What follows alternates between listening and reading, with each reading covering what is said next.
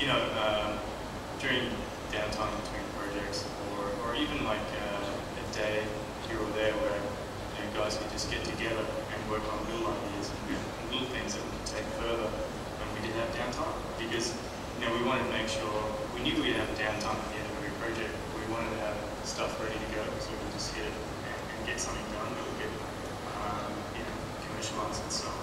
So you've got these 4 ideas, these 4 digital distribution titles at present.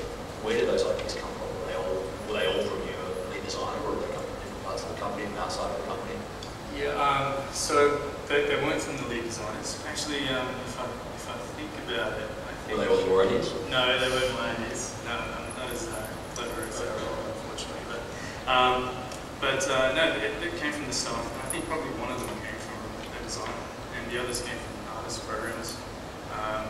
And Rob said before, I think in our companies we need everyone to think like a designer. I think anyone can come up with those sparks are brilliant.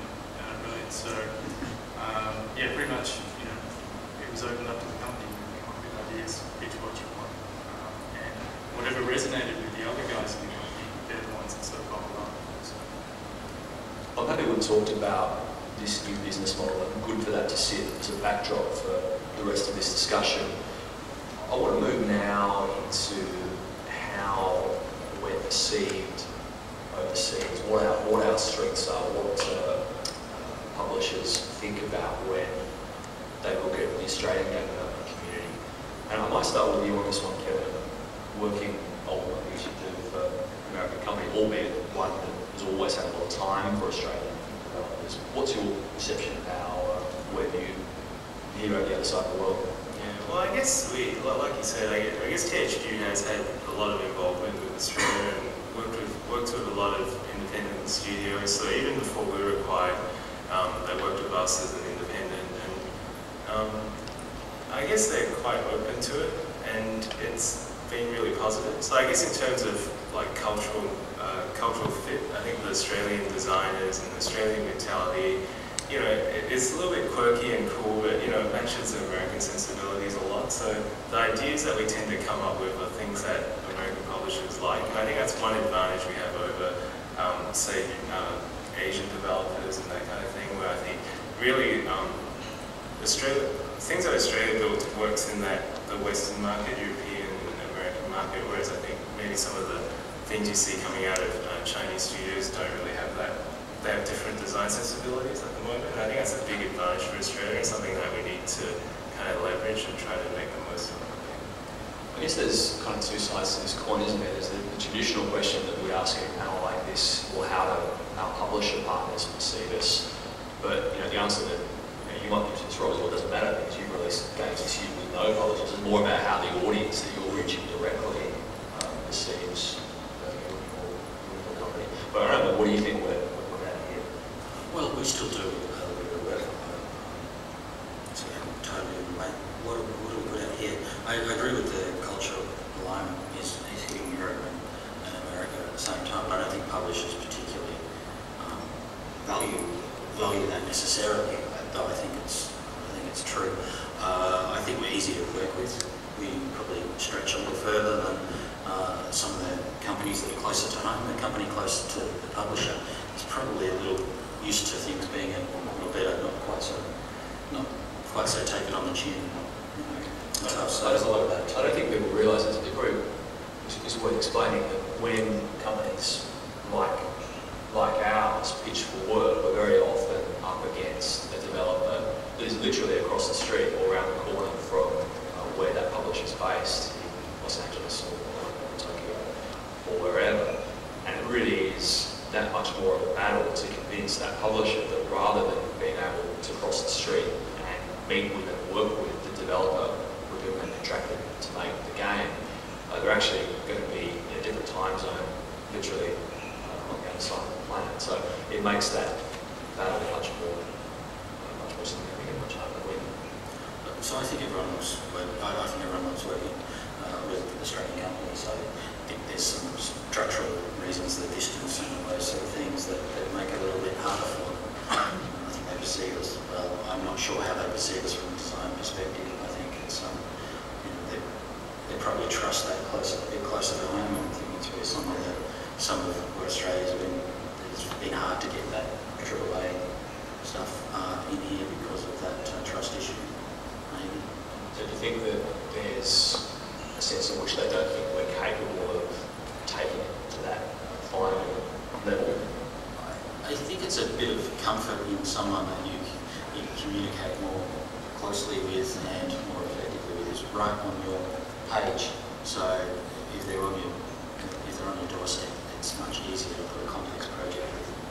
So, and then there's more and more of those projects are done there, and more of the easy ones, or the outsourced ones, easy ones are done in Australia. And it just builds up that perception that maybe we're not. We've got to address that, though, right? Because we can't do anything about geography. Yeah, having said that, in our space, in mobile space, we're very hard to see because probably because ourselves and Iron Monkeys and the work we've done for Electronic Arts on some big brand stuff, and so we've managed to. You can see the progress as they've gone from seeing us as for higher out film, some lower risk stuff, to just giving us a little bit of design leeway and a little bit more scope. So. I think in some ways it is about the design and the games that we create. Because I guess certainly with our experience with the plot, which I guess got some pretty good success. Oh, a lot of groups. Based off of that, we've actually had our relationship has. I guess people have had a lot more confidence and have been asked to. You guys should come up with a new IP for THQ. You guys need to do this, and they've taken our IP and started looking at transmedia opportunities, like comics, cartoons, and that kind of stuff, and they've kind of given us a lot of credit, to the point where THQ goes, well, you guys seem to have a really good design sensibility. How about you come up with the new corporate sweatshirt? And we're like, we don't. Well, maybe we're creative, but it doesn't mean we want to make sweatshirts. But the kind of people kind of take that thing and map it onto everything. And I think proving yourself through that, like coming up with great ideas, in some ways I think if the idea is good enough, it can kind of cross those other issues and boundaries. To me, post-flight control, we've got no problem with getting good perception of design skills. It's just about hit. We definitely need more hits. Yeah.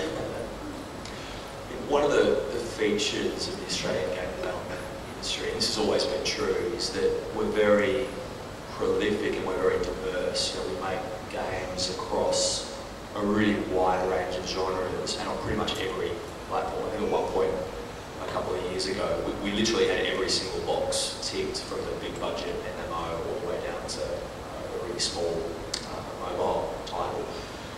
And I guess at Tamworth, we've always been pretty diverse, pretty eclectic as well. And I've always thought that that was a good thing, that it was kind of a strength among the game development industry here in Australia. But I wonder now if that's true. I wonder if there's not a sense in which we're too diverse.